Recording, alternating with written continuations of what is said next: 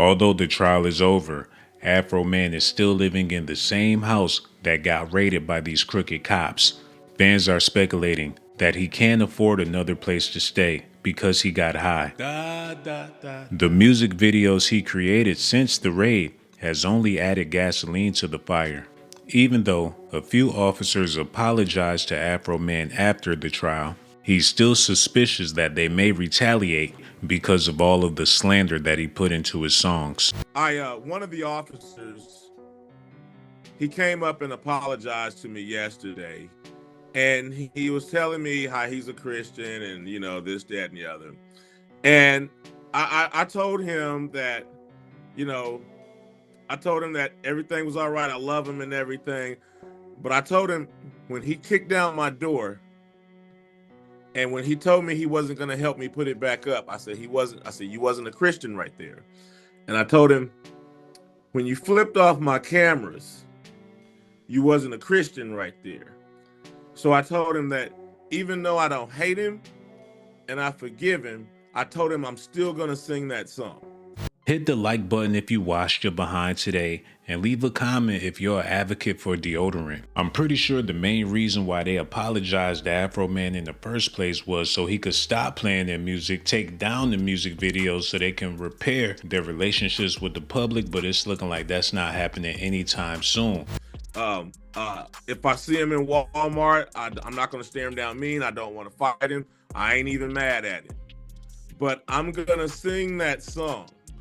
If a man kills a man, he can apologize to the family, but he still got to go on to the penitentiary and do that time. Now, they broke down my door. They didn't pay for it. I'm not mad at him. I'm ready to move on. I'm not trying to make any excuses for the cops, but I'm pretty sure Afroman got more money than anybody in that town.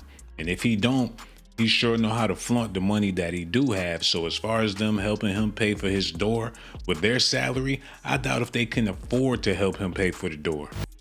In my opinion, if the plaintiffs would have won, I believe that judge would have read everything like some Englishman in a square, like hither, here.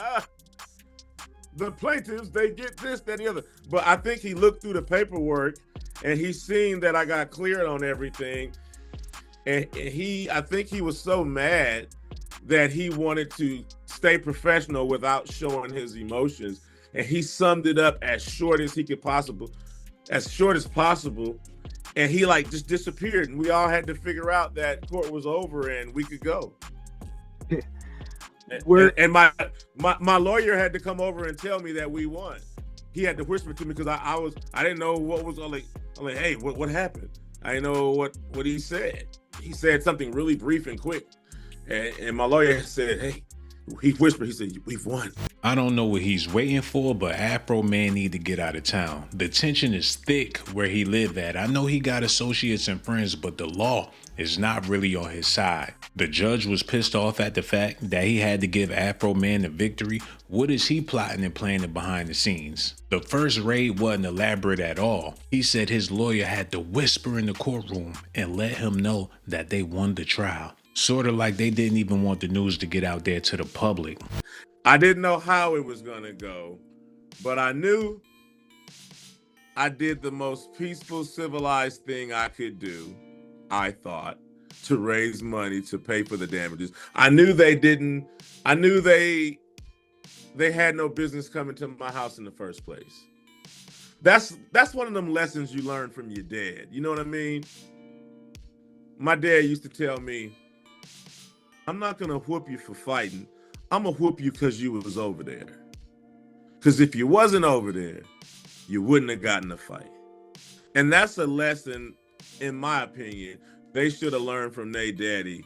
At the same time, I always figured I had freedom of speech. That's why I didn't feel like I was committing a crime. I thought I was doing something legal and positive when I made these songs, to be honest with you.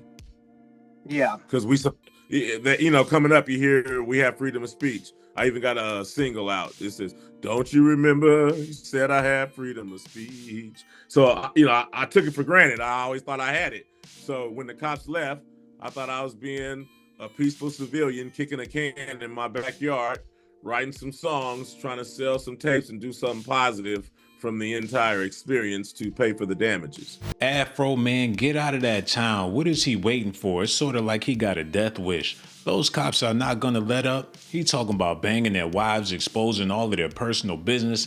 They probably can't sleep at night. And on top of that, allegedly, these cops got drug problems. They might go on the binge, go on the rampage, go back over to his house, eat that pound cake, and throw him in the trunk, and ain't no telling where they're gonna take him. Let me know what y'all think about this in the comment section. Make sure y'all leave a comment and hit that like button, subscribe to the channel. Afroman, I'm praying for you, bruh. You're playing a dangerous game, but I got a feeling he might be all right.